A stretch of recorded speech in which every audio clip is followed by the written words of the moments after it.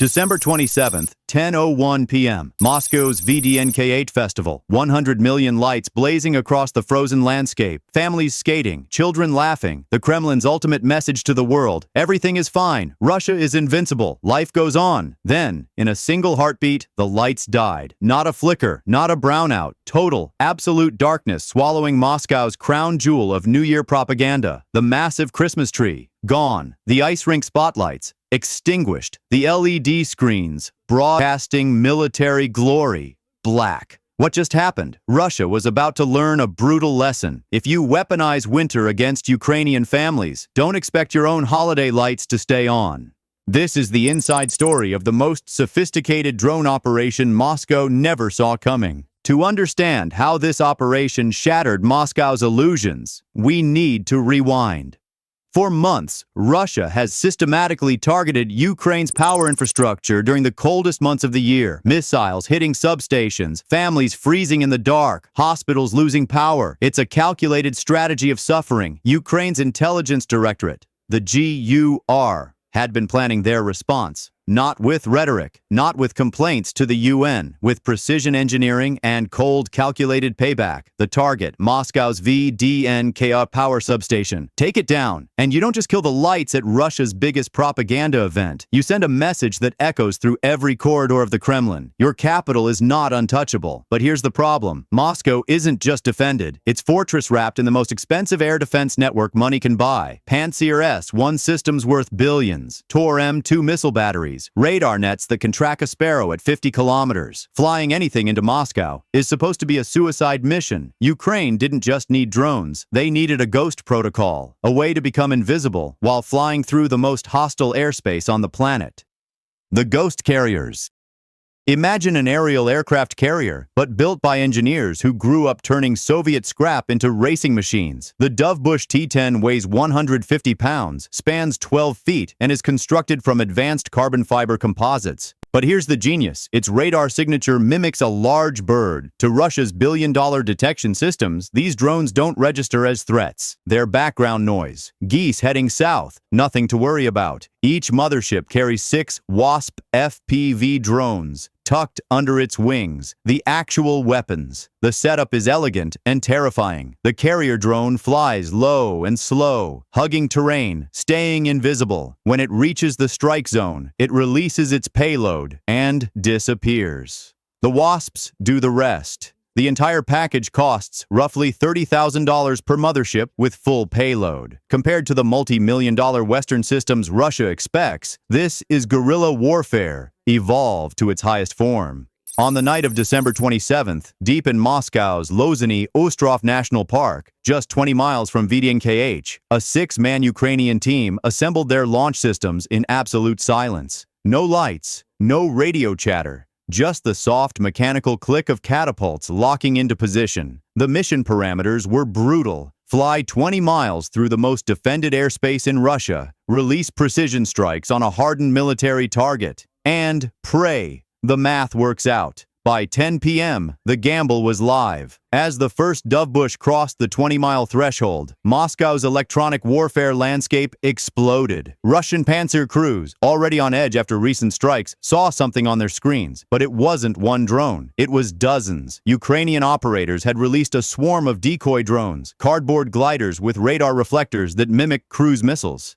To Russian operators, staring at their displays, the sky suddenly looked like an all-out assault. Here's where billion-dollar defense systems hit their fatal flaw. A Pantsir S-1 only carries 12 missiles. When faced with what appears to be 40-plus incoming threats, operators panic. They started ripple-firing their 57 E-6 interceptors, each costing roughly $1 million. The Russians were shooting down 50 pieces of cardboard with million-dollar missiles. While the Pantsir batteries burned through their ammunition, destroying decoys, the real threat, DoveBush Mothership 1, was flying 150 feet above the Yaouza River, invisible in the ground clutter of Moscow's suburbs. At the 10-mile mark, the mothership released its 6 Wasps. That's when Moscow's defenses truly woke up. Twin 30mm autocannons opened fire, 2,500 rounds per minute of high-explosive fury tearing through the night sky. The first Wasp was shredded instantly. The second took a hit to its motor and crashed into a billboard in a useless fireball. The third, confused by jamming signals, slammed into a factory wall. Half the strike package was gone in under 90 seconds. Mission failure seemed inevitable, but Ukrainian operators are masters of sacrifice tactics. The smoke from 3 crashed drones created a screen. Wasps 4 and 5 pulled desperate evasive maneuvers, dragging Russian aim away for exactly 2 seconds. That's all Wasp 6 needed. Screaming in at 130 miles per hour, it locked onto the substation's main transformer with AI-guided precision. Impact. The shaped charge fired, punching molten copper through the transformer's core. A brilliant sapphire blue electrical arc lit up the Moscow sky. The first death blow.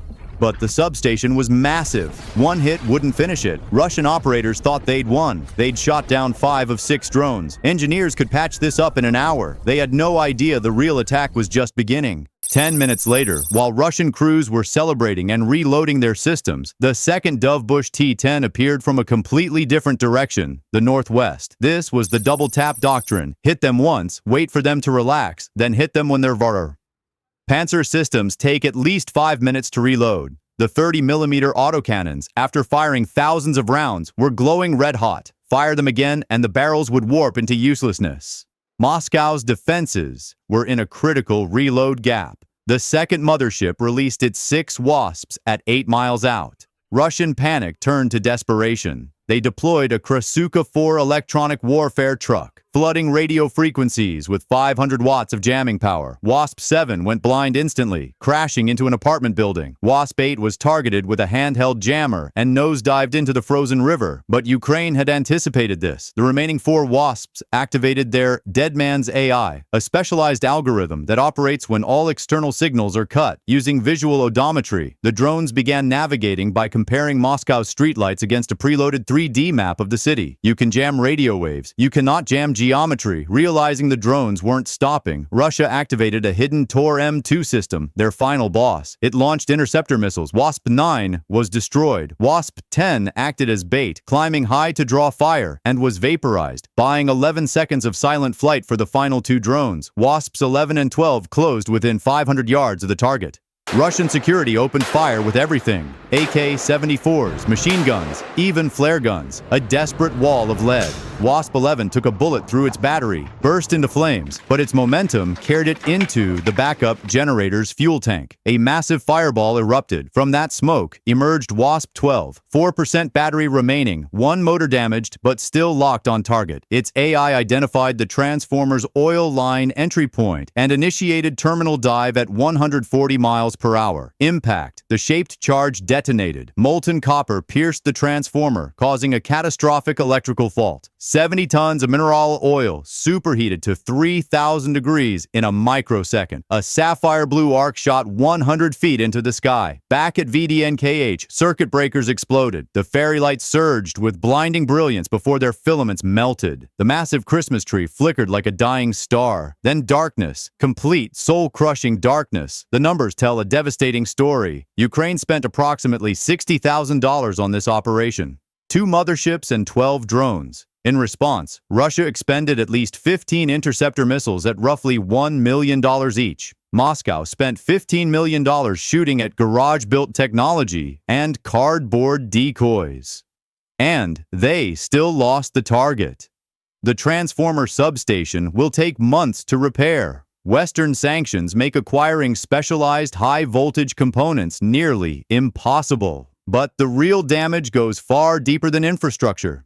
In Russia, New Year's isn't just a holiday, it's the most sacred cultural celebration of the year, a time of state-mandated optimism. By plunging VDNKH into darkness, Ukraine didn't just hit a power station, they shattered the myth of Fortress Moscow. The message was surgical and unmistakable. You cannot weaponize winter against Ukrainian families and expect your own festive lights to stay on. This wasn't terrorism, this was symmetrical justice, delivered with mathematical precision. Conclusion. What we witnessed isn't just a successful drone strike, it's the evolution of modern warfare itself. The DoveBush-Wasp doctrine proves that in 21st century combat, victory doesn't belong to whoever has the biggest missiles or the most expensive defense systems. It belongs to whoever has the smartest algorithms, the most creative engineers, and the courage to turn adversity into innovation. Ukraine is fighting this war with garage ingenuity against a military superpower, and they're winning the innovation race. Every strike like this